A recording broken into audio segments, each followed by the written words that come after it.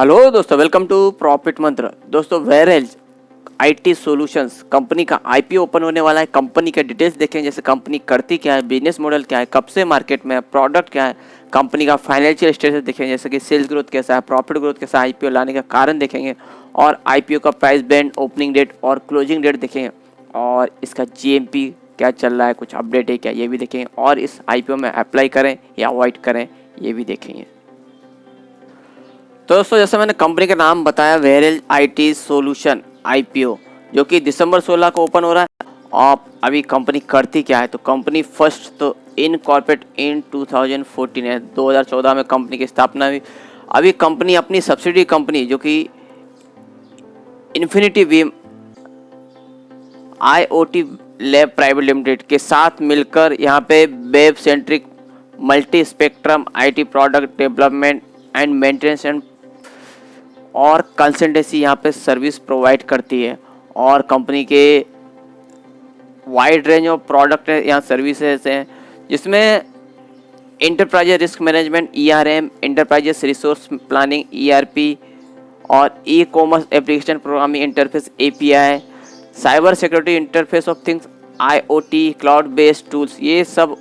और इसके अलावा भी कंपनी रिलेटेड जो सर्विसेज यहाँ प्रोवाइड करती है। और यहाँ पे कंपनी अपने क्लाइंट्स को स्टैंडर्ड सॉफ्टवेयर डेवलपमेंट मॉडल और कस्टमाइज सॉफ्टवेयर डेवलपमेंट मॉडल भी यहाँ पे, जैसे क्लाइंट की इनका रिक्वायरमेंट रहता है उस हिसाब से यहाँ प्रोवाइड करती है। तो ये कंपनी ये बिजनेस में लगभग आईटी सॉल्यूशन वगैरह यहाँ प्रोवाइड करने के मेनली हम बोल सकते हैं। और कॉम्पिटेटिव स्ट्रेंथ में देखें तो दोस्तों, कंपनी का बोलना है एक्सपीरियंस सीनियर मैनेजमेंट है कंपनी पे, और स्केलेबल बिजनेस मॉडल है, और बोर्ड सॉफ्टवेयर इंजीनियरिंग कैपेबिलिटीज़ है। तो यहाँ पे ये तीन कंपनी ने यहाँ कॉम्पिटेटिव स्ट्रेंथ बताएं। और यहाँ पे अभी कंपनी के प्रोमोटर्स कौन है, तो मिस्टर चैतन्य धरेश्वर और मिसेस सुमन लता धरेश्वर, ये कंपनी के प्रोमोटर्स हैं। अभी कंपनी का फाइनेंशियल स्टेटस देखते हैं कैसा है। तो यहाँ पे दोस्तों फिगर्स आप देखेंगे तो लैक्स में कुछ ज़्यादा यानी बड़ा अभी कंपनी का बिजनेस नहीं है। तो मार्च 19 में कंपनी को 7.81 यहाँ लाख की एसेट देखी गई, जो कि मार्च 20 में 8.12 लाख, यानी पिछले साल के मुकाबले थोड़ा सा यहाँ पे एसेट बढ़ा है। वहीं मार्च 21 में 9.01 लाख का यहाँ एसेट देखने को मिला, तो थोड़ा सा और यहाँ पे इंक्रीज हुआ है। और जून 21 में यहाँ पे यूज कंपनी का एसेट बढ़ा है, जो कि 18.65 लाख का, यानी अच्छा खासा एसेट बढ़ा है कंपनी ने। अभी कंपनी का यहाँ पे रेवेन्यू ग्रोथ कैसा है, तो मार्च 19 में कंपनी को 20.13 लाख का यहाँ पे रेवेन्यू आया। वहीं मार्च 20 में 22.12 लाख का, तो थोड़ा सा यहाँ पे 1-2 लाख का ग्रोथ हुआ है।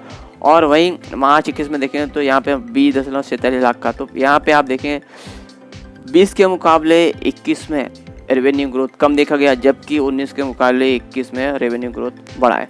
और वहीं आप अप्रैल मई जून यानी 3 महीने का फर्स्ट क्वार्टर का यहाँ पे रेवेन्यू 7.43 लाख का देखने को मिला, यानी कि आप 4 क्वार्टर का आप बढ़ाएंगे तो यहाँ 7, 14, 37, 7, 28 के लगभग यहाँ पे रेवेन्यू ग्रोथ देखी जाएगी। तो यहाँ 19, 20 और 21 के मुकाबले यहाँ पे रेवेन्यू ग्रोथ और भी बढ़ते हुए देखा है मिल रहा है। अभी कंपनी का दोस्तों यहाँ पे एसेट बढ़ा है, रेवेन्यू ग्रोथ भी हुई है। अभी प्रॉफिट कैसा है, तो कंपनी को मार्च 19 में 1.24 लाख का यहाँ पे प्रॉफिट हुआ। वहीं मार्च 20 में 3.16 लाख का, तो यहाँ पे कंपनी का प्रॉफिट बढ़ा है 19 के मुकाबले 20 में। और वहीं मार्च 21 में देखें तो दोस्तों 1.44 लाख, तो यहाँ पे दोस्तों 20 के मुकाबले यहाँ पे 21 में कंपनी का प्रॉफिट कम हुआ है, और वहीं 19 के मुकाबले 21 में बढ़ा है थोड़ा सा। और दोस्तों यहाँ पे ठीक है, प्रॉफिट है कंपनी का भी आगे आने वाले साल में। तो यहाँ 3 महीनों में कंपनी का दोस्तों यहाँ प्रॉफिट माइनस में 15,38,000 का देखने को मिला। तो यूज यहाँ पे डाउन हो गया, यानी लॉस में चला गया कंपनी का प्रॉफिट, जो कि यहाँ पे 19, 20, 21 में कंपनी प्रॉफिट में थी, और यहाँ पे एकदम से 15,38,000 का लॉस देखने को मिल रहा है, क्योंकि पिछले सालों में इतना कमाई भी नहीं हुआ है। तो यहाँ पे फाइनेंशियल कंपनी के देखेंगे थोड़े वीक हैं, और यहाँ पे कंपनी यानी पूरा फिगर आप देखेंगे इतना कुछ ज़्यादा डेवलप भी नहीं है। और अभी ऑब्जेक्ट क्या है कंपनी के आईपीओ लाने के, तो कंपनी को वर्किंग कैपिटल रिक्वायरमेंट और जनरल कॉर्पोरेट पर्पस, तो ये कंपनी के मेन 2 ऑब्जेक्ट हैं। आईपीओ अभी ओपन कब हो रहा है, तो दिसंबर 16 को आईपीओ ओपन हो रहा है, दिसंबर 21 तक चलेगा और issue type fix price issue है। फेस वैल्यू 10 रुपये पर इक्विटी शेयर है। IPO का प्राइस 171 रुपये पर इक्विटी शेयर है और मार्केट लॉट 800 शेयर्स का है। मिनिमम ऑर्डर क्वांटिटी भी 800 शेयर्स की है। Listing BSE as a SME होने वाला है, तो दोस्तों एक SME IPO है और इशू साइज 2.01 करोड़ का इसमें टोटल फ्रेश है। और टेंटेटिव टाइम टेबल तो दिसंबर 16 को IPO ओपन हो रहा है और दिसंबर 21 तक चलेगा।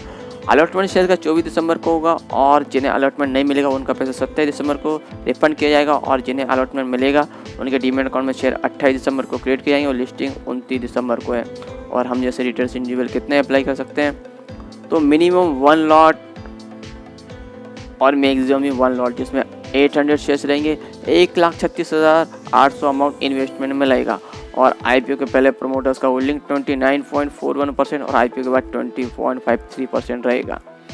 अभी दोस्तों इसमें हम हिस्सेदारी करेंगे, कंपनी में शेयर लेंगे, तो यहाँ पे कंपनी का एड्रेस पता होना चाहिए। तो कंपनी का एड्रेस आप देख सकते हैं, plot number 15 road number 10 sector 1 new Panvel east Navi Mumbai district Raigad, ये कंपनी का एड्रेस है।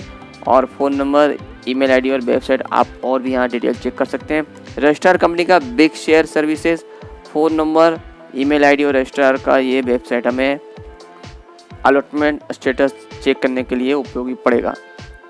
तो दोस्तों इस कंपनी का जैसे कि कल ही इसका IPO ओपन होने वाला है और अभी जैसे कि SME IPO ज़्यादातर इनका SME IPO का GMP अपडेट नहीं होता है, तो इसका भी अभी तक GMP कुछ अपडेट नहीं है। और इसमें अप्लाई करें या अवॉइड करें, तो इसको मैं बोलूँगा आप अवॉइड करें। कंपनी फंडामेंटली इतना कुछ स्ट्रॉन्ग नहीं है और आगे मुझे नहीं लगता इसमें लिस्टिंग गेन आपको अच्छे मिलेंगे और लॉन्ग टर्म के लिए भी फ़िलहाल इसमें इन्वेस्टमेंट करना योग्य नहीं रहेगा। तो दोस्तों और भी अपडेट आते रहेंगे। अपडेट के लिए प्लीज़ लाइक शेयर और सब्सक्राइब माई चैनल।